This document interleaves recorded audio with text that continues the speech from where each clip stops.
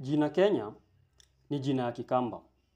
Imetolewa kwa majina Kenya. Nitawaonyesha venye hii vowel inatamkwa ya na mahali imetoka. Lakini Wakamba walitoa hii jina Kenya kutoka kwa Wakikuyu. Na jina ya Kikuyu inafaa kuwa Kirinyaga. In short, jina Kenya inamaanisha Kirinyaga. Na what does this Kirinyaga mean? Kirinyaga ni venye sasa kwa Wakamba hakuna R.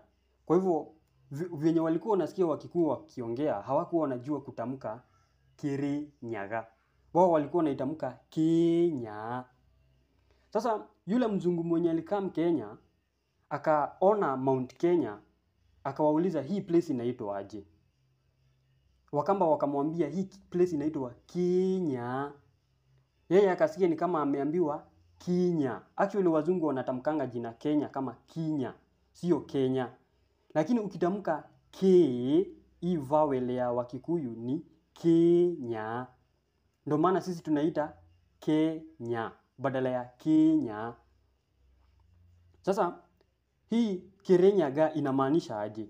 Kire ni kumaanisha ikona. Ikona. Yaani ukisema kire unasema ikona ama has. This thing has something. Kitu hiki kire na. Nyaga, hii nya sasa inamaanisha either number 1 snow ama number 2 ostrich. Watu walikuwa naona ile snow yenye iko juu ya Mount Kenya wanasema Kirinyaga. Like iko na snow. Like Kirinyaga means iko na snow. Ama snow kwa Kiswahili inaitwa theluji kwa wenye hawajui. Barafu ni ice. Ama has snow. Yani direct translation ya Kirinyaga inamaanisha iko na snow ama has snow. Na mbona watu walikuwa wanasema has snow? Walikuwa wanamaanisha Kirinyaga. Nini iko na Kirinyaga? Nini iko na snow? Yani kirima. Kirima. Kirima. Kirima means mountain. Na kwa Wakikuyu, hizi majina zote ziko na meaning. Hii kire yenye iko kwa kirima inamaanisha the same iko na.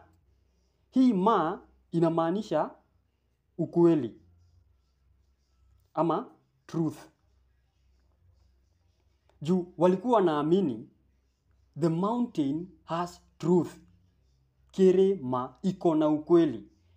Kwa sababu walikuwa wanaenda wanaomba wakiface Mount Kenya na vitu zenye wameomba including kuomba mvua zinatimika. Kirima. Sasa hii kirima iko na snow.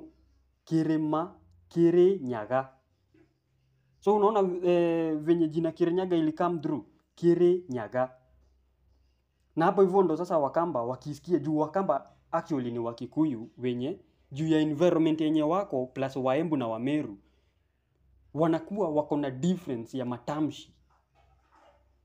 Watu kama Waembu wanaongeanga venye wanaongeanga. Actually Waembu wanaongea, wao ni Wakikuyu, lugha yenye wanaongea ni Kikuyu, lakini juu ya environment, maji na food yenye wanakula, matamshi yao inakuwa ni different kiasi na ya Wakikuyu.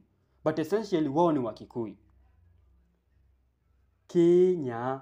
Yule mzungu mwenye ali name Kenya anaitwa Ludwig Krapf. Huyu ndo ali name Kenya na juu hangesikia vizuri akaita Kinya badala ya Kenya. Sasa hii vowel A kwa Wakikuyu wako na na 7 vowels. Ya kwanza a, e, i, o, u, e, o.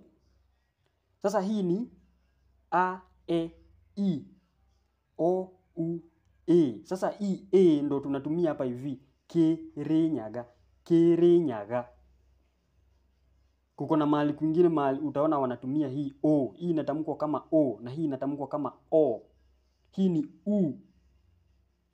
That is enough lesson for today. Now you know mahali jina ya Kenya ilitoka.